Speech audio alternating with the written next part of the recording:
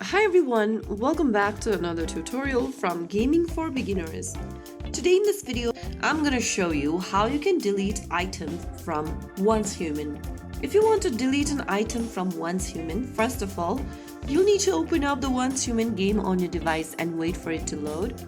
Once you're inside the game, go ahead and look for the backpack icon at the bottom left corner from the home screen and tap on it. Once you're inside your item's backpack, go ahead and look for the item you would like to remove, which you no longer need, and then select the item you'd like to delete.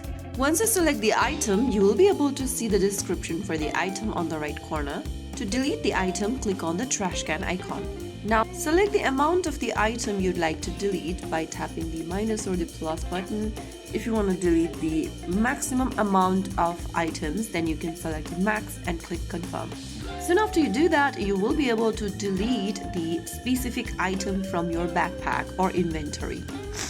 Repeat this process for every other items you'd like to delete, and that's it. That is how you can easily delete an item from your inventory or your Once Human game. If you found the video helpful, don't forget to like, share, and subscribe to our channel. I will be back again in the next episode. Thank you for watching.